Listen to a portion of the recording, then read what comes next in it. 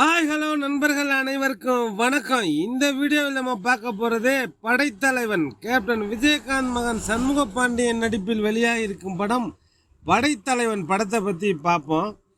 இந்த படத்தோட கதையை பற்றி லைட்டாக பார்ப்போம். பொள்ளாச்சி பக்கத்தில் சேத்துமடை அப்படிங்கிற ஊரில் வாழக்கூடிய குடும்பம் ஹீரோவோட குடும்பம். அவங்க ஒரு யானை வளர்க்குறாங்க. தன் குடும்பத்தில் ஒரு பிள்ளையாவே அந்த யானையை பார்த்துக்கிறாங்க. அவங்களோட உறவினர் மாதிரி கேஜிஎஃப் வில்லன் கர்டன் ராம் பலி கொடுக்குற ஒருத்தராக இருக்காரு. அவர் இவங்ககிட்டேருந்து இந்த யானையை கைப்பற்றணும்னு நினைக்கிறாரு. இந்த கேஜிஎஃப் வில்லனை எப்படி சமாளித்து யானையை காப்பாற்றினாருங்கிறது மீதி கதை. படம் ரொம்பவே நல்லா இருக்குது. சண்முக பாண்டியன் அவர் நடிப்பில் அப்பப்போ கேப்டன் விஜயகாந்தை பார்க்க முடிஞ்சுது. கேப்டன் விஜயகாந்த் ரசிகர்களுக்கு இந்த படம் ரொம்பவே பிடிக்கும். கேப்டன் விஜயகாந்த் இந்த படத்தில் ஏஐ டெக்னாலஜி மூலமாக கொண்டு வந்திருக்காங்க.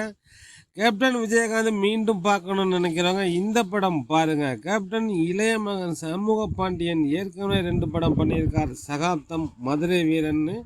இது 3வது படம். இந்த படைத்தலைவன் இந்த படத்தில் கேப்டன் விஜயகாந்த் மாதிரி ரொம்ப நல்லா ஃபைட் பண்ணியிருக்கார்.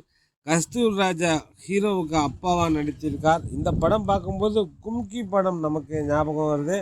கிட்டத்தட்ட கும்கி மாதிரி ஒரு கதை தான். யானையை வைத்து படம் எடுத்தால் படம் பெரிய ஹிட் ஆகும் என்பது தமிழ் சினிமாவின் நம்பிக்கை. ஏற்கனவே யானையை வைத்து நிறைய திரைப்படங்கள் வந்திருக்கு. மியூசிக் இசைஞானி இளையராஜா அவர்கள். இந்த படத்துக்கு இயக்குனர் அன்பு ஏற்கனவே வால்டர் ரேக்லார்னு 2 படம் எடுத்திருக்கா. இந்த படத்தின் திரைக்கதையில் இன்னும் கொஞ்சம் கவனம் செலுத்தி இருக்கணும். ஓகே ஃப்ரெண்ட்ஸ், நம்ம டெல்டா 7 சேனலில் வேறொரு கதையோட மீண்டும் சந்திப்போம். டெல்டா 7 சேனல் நண்பர்களுக்கு நன்றிகள் பல.